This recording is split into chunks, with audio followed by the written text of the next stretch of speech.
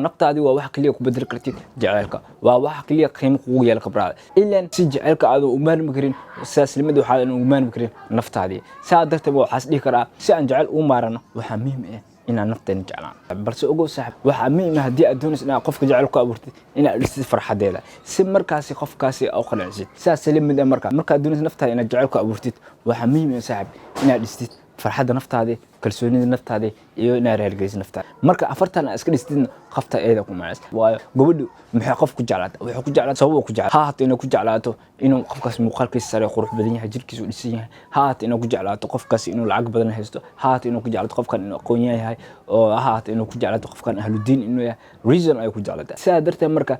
qof reason aan ku jeclaan ismana tusaale aan ku sii doonaa laba wiil ayaa tiin gobora meesha joogto safar ayaa tiin hal wiil wuxuu leeyahay gobadha iraac saaxiib sabax wuxuu qalqaalinayaa gobadha si safarka ugu raacay balse wiilka kale wuxuu meesha gobadhaas waqti geliyaa wuxuu waqti geliyay inuu sameesto waramo iyo waxyaabo noocaas ah wuxuu waqtigiis geliyay macnaha sahayda safarka midna wuxuu waqti geliyay qofku weheli lahaa saa darteed marka isku imaadaan oo waqti safarka la gaaro waal waxa gobadha in ay ku soo raacayso sababtoo ah gobadhu way ogtahay inay tabar yar tahay way ogtahay inay si geesid ahayn saa darteed marka waxa sameynaysaa waxay tahay qofka markaas sahaydiisa dhameystiran tahay oo berito garab u naqan karo beri wehel u naqan karo qofkaas ayaa saa darteed marka adi ay ku soo aadaysaa ileen adi ay sahayda dhameystiran adi ayaa markaas beri hadii wax soo war gobadha ka difaac karti saa darteed marka wiilkaasi uu ku boodaysaa xaqiiqo markii la hadlo oo maanta dhan waqti juhdiga dadaal gelinayo dhisay farxadeeda raali gelinayo uu ku boodaysaa ileen gobadha miyay raacaysaa qof waxba wadanin sidaas limid ee marka saaxiib hadii maanta adii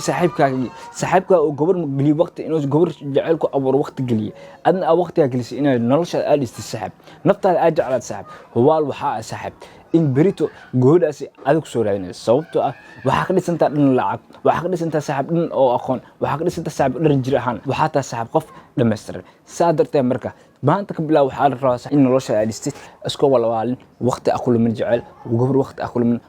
farxad qofka inaad dhistid waqti aqoon min qofka raaligelinaysa inaad waqti aqoon min kaliya markaas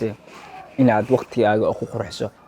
marka hiigsiga gaartid waxa haminaysa gaartidna saaxiib qofta eeda ku maanayso waayo marka naftaada qiimis ayaa loo qiimeynaa braad marka aad qiimis ku yeeshay ayaa qiim lahaanaysa saaxiib saa darteed marka waa muhiim in naftaada aad qiimaysaa braad waa muhiim in aad isqiimaysaa aad waqti isgelisaa waqtaas oo aad ku raaligelinaysaa saaxiib naftaada raaligelinaysaa saaxiib naftaada dhis danta qofka la yeelay aad yeelo danta qofka laga fiirin lahaa aad yeelo nooc kasta dan ay ahaato saaxiib isku dhis saaxiib waxaan jeclahay in video ku inta kulbadaan call saaxiib hadii aad channel ku cusub tahay subscribe sara hadii aad hore joogtana video wuxuu ka miyaa ku sharaf jirkaaga markaa dhistid waxa ku fududaanaysaa saaxiib nolosha wax kasta ku soo wajaha waxa ku fududaanaysaa saaxiib in nolosha aad la qabsatid brother sababtoo ah qof markuu jirkiisa dhisan yahay wuxuu dhisan yahay saaxiib mental iyo physical xaqiiq markii la hadlo waayo qof markuu exercise sameeyo waxa la maskaxdiisa waxa awood u leedahay wax kasta inay qaado saa darteed marka jirkaaga inuu dhisid waxa ka caawinaysaa saaxiib inaad noqoto qof markaas nolosha u diyaarsan kalsooni nolosha u haysto saa darteed marka naftaada hadaa dhisid waxa diyaar u tahay saaxiib safarka nolosha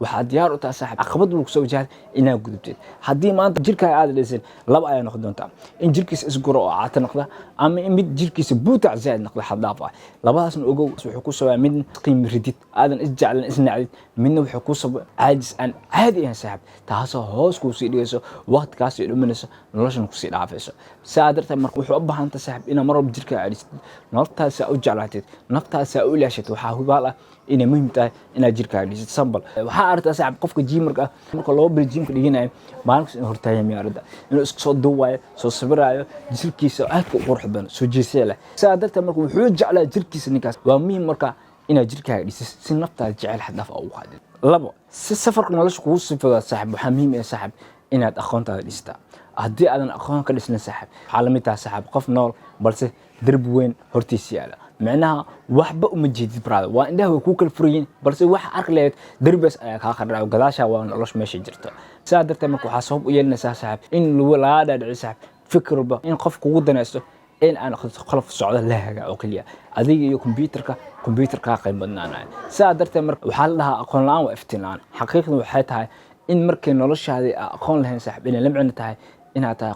qof nolosha ka dhacsan qof macnaha fahmi karin nolosha meesha u socoto qof la jaan qaadi kara saaxiib safarkiisa meesha uu yahay saa darteed marka waxa muhiimsan marka inaad aqoon ahaan isku dhisid si markaasi noloshaada ay kugu iftiinto inaad jeebkaaga dhistaa si jeebkaaga u dhisid waxa muhiim ah saaxib inaad samaysto ila dhaqaale ka soo galo ila dhaqaale markay ka soo galaan jeebkaaga u qurux badnaa qofta ayada markaasi ku sabanaysa saaxib qofta ayada ku dhayso gacali habiibi baby qaali ayada ku dhayso waayo waxay ogtahay markaasi waajibka ay saaray inay tahay in adiga ku qanacsid baraad jacaylkan saas uu ku dhalanayo xaqiiqada in jacaylku wax qiimo u yeelayo waa farxada saa darteed marka wuxuu isku dayay inuu farxad geliso ku raali geliso إلا المركز صاحب أديك صاحب وقت إيد قلت جابك يا قشته وحلينا إلا دخل كاسو قلنا ما قول ولا سيد ورورك ولا بهالك وكدي إيد كفر مركز وايد وحك بقى صاحب إن الرئيس مثل لا سادر وحواجب كل قناة إن أديك وقناستي مركو أمهم صاحب إن جابك كقرحسي أو قرحس محمد صاحب إن سمست إلا دخل كاسو قلنا سمر كاسي أو نقطة مد قيمة لس حرفته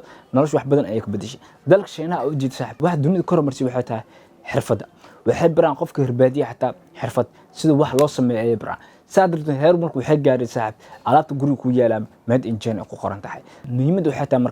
مركا حرفت اللي هذا حرفت بدن أتخانت وحقوف أذان السحب ما تنقفك إنه نرش جود بكر برنسي جود بكر برن نرش أنا خدته مد حاجة صوبته سهركو وش سحب نرش وسفر سادرته مركا حرفتنا وسهاد نرش مد أو قيمة بدن ugu nabeen waayo waxa gudbaysa saaxib aqabad walba nolosha ka harmaado waxaan ku gudbaysa saaxib qof gacan kale maan gacantaada ku gudbaysa xirfadaada ku gudbaysa saadarta marka xirfadu waa shay ugu muhiimsan ugu qiimaha badan inta dhalinyarada tahay waa mid ugu qiimaha badan safarka nolosha saadarta marka waa muhiim marka xirfada inay siyaasad si aan u hirgelin qodobka hore oo ah inay jeebkaaga markaas aad dhistid si aad u dhistina aw sameystay ilaa dhaqaale waxa muhiim saaxib inaad xirfad yeelato xirfadu waxa ka caawinaysa saaxib inaad dhistid aasaasid saaxib isha dhaqaalaha ka soo gali doonto saaxib inaad dhistid diyaarsid jeebka meesha dakhliga soo gali lahaa saaxib ileen meeshan wax ka imaaro marka lagu dhaho saaxib waxa muhiim ah basic inaad ka dhisid basic waa in xirfad aad taqaanin marka akhlaaqaada dhis discipline-ka inaad dhisid aad bay kugu qiimo badan tahay sababtoo ah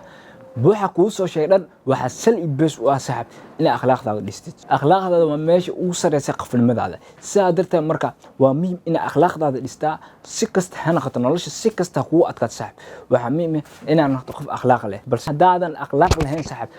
waa la saaxib qaab kasta inuu noolaan heer waxa gaari doontaa oo dhaqmid xayawaan waayo waxa la haduu qofka discipline lahayn waxa la micno tahay qofkaas inuu yahay xayawaan sidaa darteed marka haduusan akhlaaqdaada saxnayn waxa waa la si marba wax qaldan aw sameynaysid wax qaldan aw sameynaysid in markaas nolosha ka dhicaysid saa darteed marka wuxuu ku anfacaa saaxib in akhlaaqdaada dhistid si markaas noloshaada ay u noqoto mid street ah sababtoo ah haddii akhlaaqdaada lahayn saaxib marba dhinac ay ku leexinaysaa meel aan faa'iido kaaga jirin ay ku leexinaysaa balse marka akhlaaq leedahay saaxib wuxuu ku qalma ayaa aadaysaa waxa kala garan doontaa wax qiimaha hoos dhigay wax qiimaha sare u qaaday waxa kala garan doontaa waxa fahmi doontaa saaxib hadafkaaga wadada ka jirto markaas waxa oo kan doontaa saaxib qof qiimo leh oo markaasi la ixtiraamayo ima ahaan dawr dhisnaan qof xataa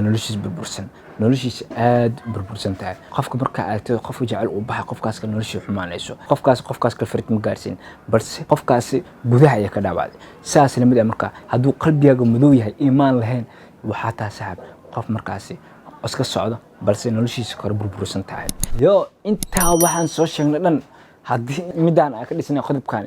hubaal waxa ah intaas inaad duubi doontid